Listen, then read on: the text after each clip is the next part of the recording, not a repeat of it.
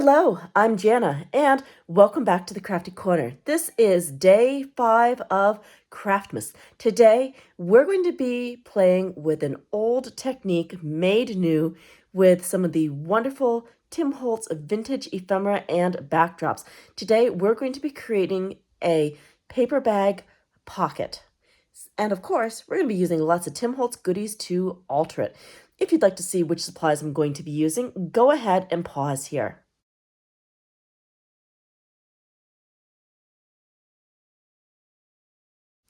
All right, let's head over to the Crafty Corner.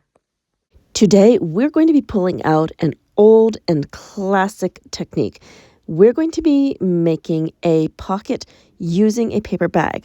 But, of course, we're going to be altering this pocket with all sorts of Tim Holtz goodies. To start with, I'm just going to fold the end of the bag up and give that a good crease. Now, to hold this all together, we could use some tape on the inside, but I definitely would rather use staples instead for more stability. So I'm just going to take the tiny attacher stapler and I'm going to put 3 mini staples into each side of this folded up portion of the bag. Then we're going to flip this over and do the exact same thing on the other side. Now I'm stapling as close to the edge as possible. These staples are going to get covered up with some decorative paper, but I want to make sure that the interior of the pocket is going to be as spacious as possible. Okay, good. And there we go. We've got 2 pockets now. That will be great to fill up with whatever type of goodies you can imagine. So now we're going to be bringing in the ATG gun because we're going to need that to attach our decorative paper. Now, I have some beautiful papers from this year's Tim Holtz Christmas Idea-ology backdrops, and I'm kind of doing a sweets and bakery theme, so I thought the peppermint sticks would be perfect for this project.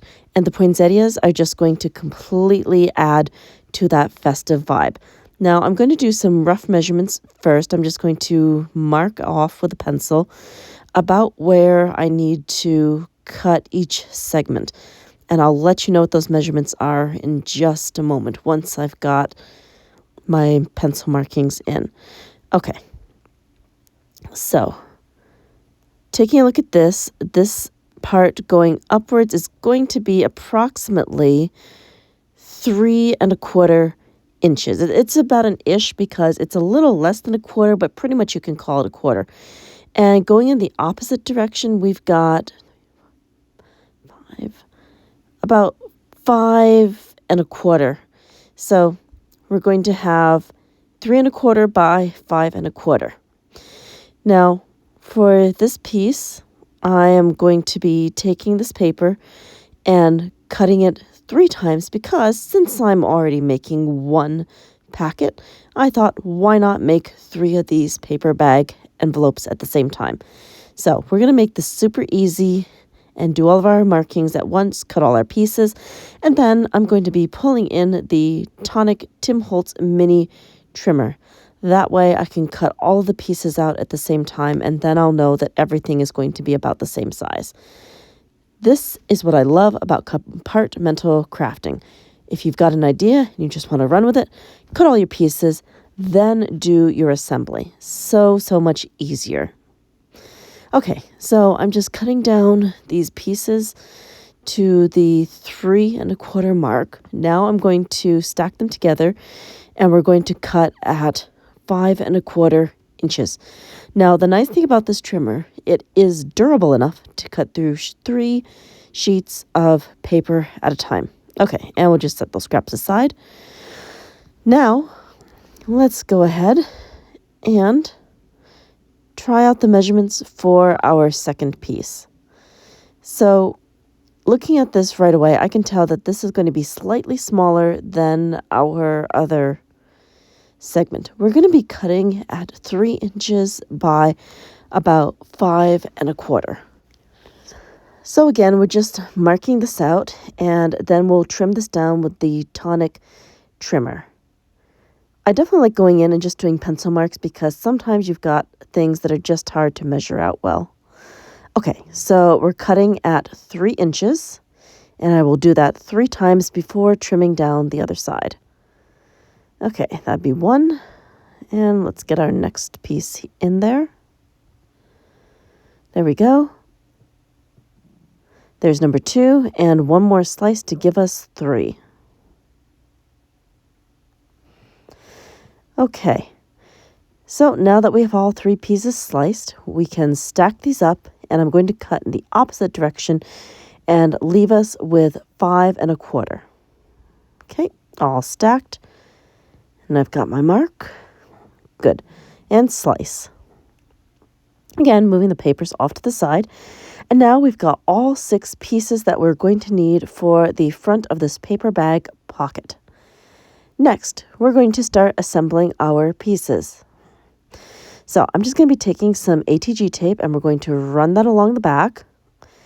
For the paper, we don't really need an overly strong adhesive. It just needs to stick on there and not move. So the ATG tape is a great option.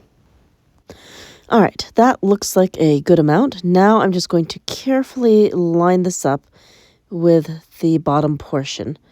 There we go, nice and neat, and then I can just press that down once I'm happy with the alignment. The nice thing about the ATG tape is that if I do make a mistake, I do have a few moments where I can readjust the tape. All right, let's take our second piece, and again, we'll just be running that tape runner right along the back. I like to do all 4 sides and then a little bit in the middle to make sure that I got a nice even distribution for adhesive. All right, now we're just going to take that piece and we're going to line that up as well. Kind of trying to tuck that a little bit behind our first layer of the pocket. I want to leave some of the ziggity-zaggity bits visible above the top. Off to the side, I have finished up die other 2 pockets, and now it is time to decorate them. This is usually my favorite part of a project. So I have got some die cuts from the die set Christmas cookies. These snowflakes are adorable. And I also want to add in some pieces of Idea-ology ephemera. So I've traveled through my stash to find triplicates of all of the different elements. Before we start with all the fun embellishments, I want to add a strip of red cardstock to the front of our card. We already have a patterned background, so I wanted to break up some of the pattern with a solid color. The cardstock that I'm using here is from the Holiday Sizzix pack of textured cardstock. I only recently discovered the Sizzix cardstock, and I love it. I can't believe how many different colors it comes in, and the texture on it, it reminds me so much of the original Tim Holtz textured paper. So we've just trimmed off the extra piece of the cardstock, and now I'm just going to remove the backing on the double-sided sticky tape. And then we'll be able to stick that right down and then jump into our embellishments. Okay, that's looking good. There we go. Nice and stuck. So we're going to go ahead and do this same step to the other 3 packets. We're just lining things up and snipping off those extra pieces. So this is another example of just streamlined crafting. Once you have a step, complete the same step for all of the elements that you're working on. I find that this also works really well for batching cards or tags, or even just doing backgrounds or certain techniques that require a lot of time and setup. So we're going to just take care of that last one. We're going to take the scissors and trim that little piece off. Okay, good. And let's stick down the last piece before we dive into our Christmas ephemera. Yeah, I don't know, that just that red stripe really adds another layer of festiveness to the entire packet. Okay, let's grab our pieces, and now I'm going to just start lining things up and kind of just do a little layout for myself so I can get a feel of where I want all the parts and pieces before I start gluing things down. The first thing I want to do is take the cookie-shaped snowflake, and we're going to just pop that up with some foam tape to add a little bit of dimension before I start tucking in the Idea-ology elements. I love adding layers to projects, and just having different raised levels gives a project so much more dimension. So when I do that, I usually turn to foam squares. Okay, we've got all the little pieces off the back. Now let's go ahead and start sticking these down. I'm just going to place them on the far left of this envelope packet, and that will give me a great start for placing my other elements. All right, just lining things up. That's pretty good. Now let's take our larger elements.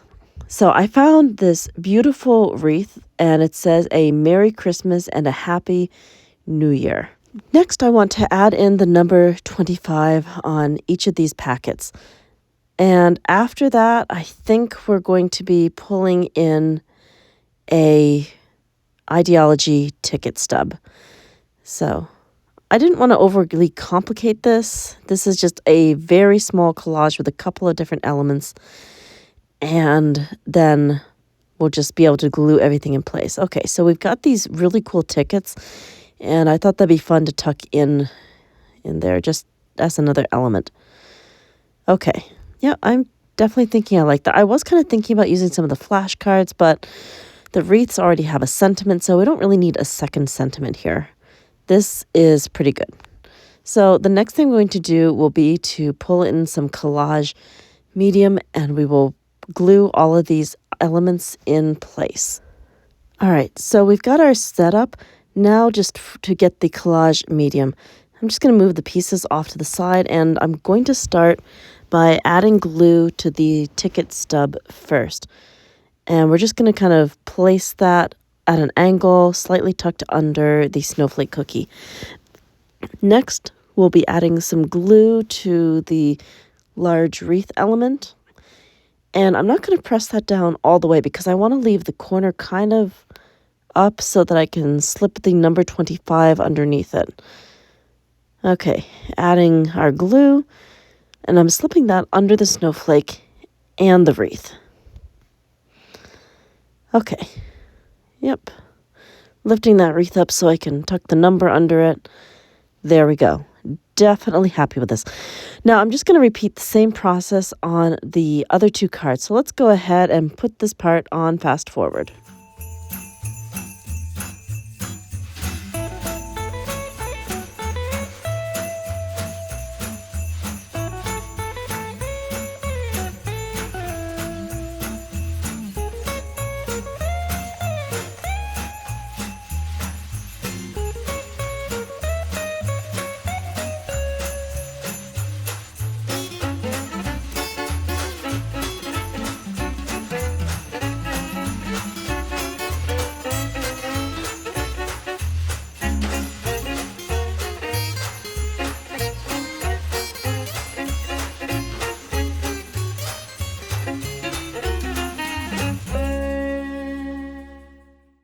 Now that we've completed decorating these altered paper bag pockets, it's time to flip them over and add some decoration on the back.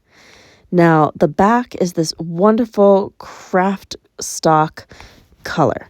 So, of course, we're going to be pulling in some Distress Oxide inks and a stamp set. The stamp set that we're going to be using is Festive Print. This is CMS 472. And from the set, we're going to be popping out 2 of the trees.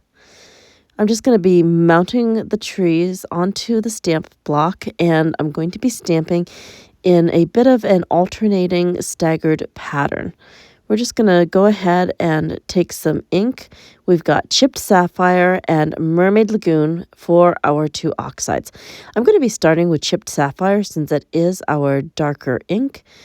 And we're going to start the pattern at the base of the paper bag. So just taking the stamp after inking it up and stamping it down. And just look at that color pop. I just love the look of oxides on brown paper. It's got a really rustic feel to it. All right. And I'm using the little stamp as a little spacer. And we'll just stamp one more time. Good. So now that I have my spacing down, I can now go ahead and stamp the rest of the bag. So we are going to be going ahead and putting this part on fast forward.